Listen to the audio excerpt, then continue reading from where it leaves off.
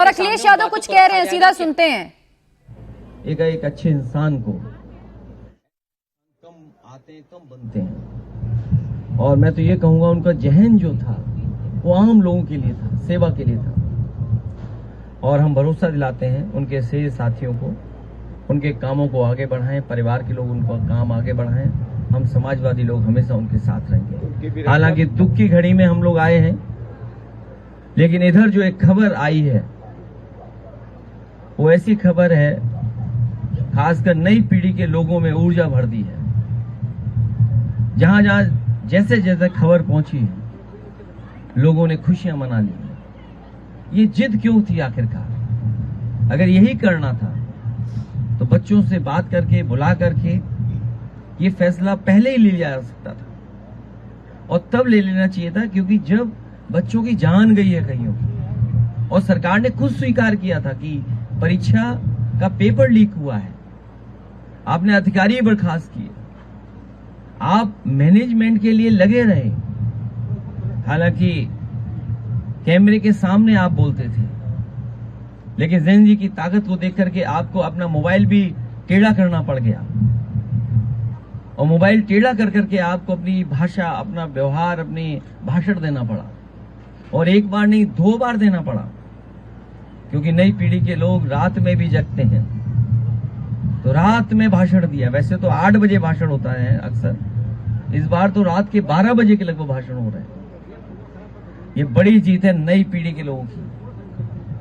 और सरकार को ये बात समझ लेनी चाहिए कि परीक्षा को लेकर के, शिक्षा को लेकर के, और कौन सी शिक्षा, प्राइमरी एजुकेशन से लेकर के हायर एजुकेशन तक पर सरकार को बहुत गंभीरता से सोचना पड़ेगा। परीक्षाओं के पेपर लीक ना हो, इसके लिए ठोस कदम उठाने पड़ेंगे। कानून बनना तो अपनी जगह है, सजा मिलना कोर्ट से मिलेगी, लेकिन किसी भी परीक्षा का पेपर लीक ना हो, ये सबक इस आंदोलन से सीखना चाहिए।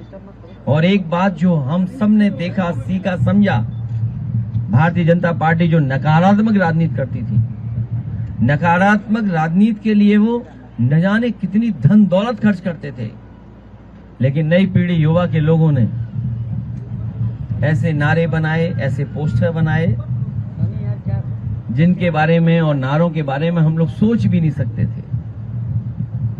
वो नारे आए, किसी का समर्थन रहा हो न रहा हो पॉलिटिकल पार्टी का, लेकिन एक एक युवा उससे जुड़ गया।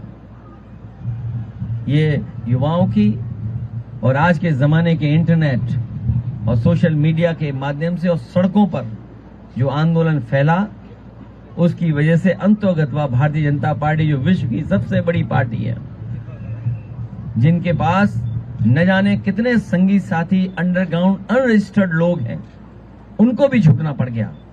ये युवाओं की बड़ी जीत है। लेकिन इससे सभी पॉलिटिकल पार्टी के लोगों को ये सबक लेना चाहिए कि हमारे आने वाले समय में जो परीक्षाएं हों, उनको ठोस बना करके ही कोई पेपर लीक ना हो, और युवाओं को रोजगार और नौकरी के लिए रास्ते खोलने पड़ेंगे। अच्छा, आप पे ये भी आरोप है सर कि क्योंकि उनकी कई बैठक हुई हैं, क्योंकि अंदर बैठक में क्या बात होती है वो तो हम नहीं समझ सकते हैं। सोशल मीडिया के माध्यम से या आप लोगों के माध्यम से जो बात आती है, और जो हमारे साथी कुछ हैं जो जानकारी देते हैं, उसके माध्यम से ही हम कोई बात कह पा रहे हैं, क्योंकि बात हमारे बीच नहीं है।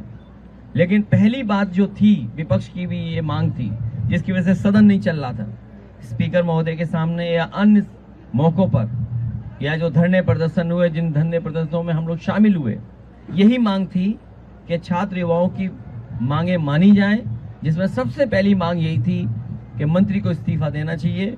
वो पूरी हुई है, उसके लिए बहुत बधाई छात्र नौजवानों को, जिन्होंने डट करके बिना परवाह किए हुए, और एक ऐसा आंदोलन जिसका एक्सपीरियंस करने सब जा रहे थे, बड़ी संख्या में लोग पहुंच रहे थे।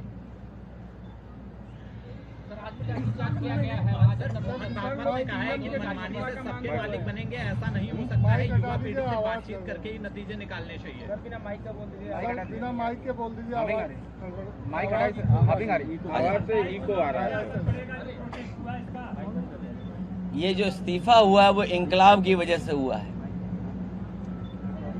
जिस तरह इंकलाब दिखाई दिया सड़कों पर, प्रयागराज रहा हो या BHU रहा हो या अन्य जगह जो छात्र नौजवान तैयारी कर रहे थे लखनऊ राजधानी में, अभी भी हुआ प्रदर्शन, लेकिन इसके बाद की जो तैयारी थी, तो इस्तीफा तो हुआ है लेकिन इंकलाब की वजह से इस्तीफा हुआ, जो सड़कों पे इंकलाब था।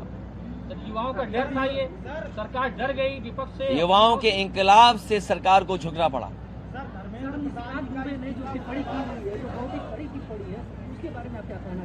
मैंने देखा नहीं, न सुना है मैंने, टिप्पणी क्या हुई है मेरी जानकारी में नहीं है। अखिलेश जी क्या कहेंगे? आजम खान की यूनिवर्सिटी पे सरकारी फरमान जारी हुआ बुलडोजर चलाने का, क्या कहेंगे? उसके लिए कानूनी लड़ाई, और जो लोग शिक्षा और परीक्षा, देखिए परीक्षा पे तो छात्र बैठे हुए थे, ये शिक्षा के भी दुश्मन लोग हैं। विश्वविद्यालय को लेकर के सोचिए कितनी समय लगा करके, कितना संसाधन लगा करके यूनिवर्सिटी बनी थी। अब यूनिवर्सिटी के पीछे पड़े हैं। अगर आपको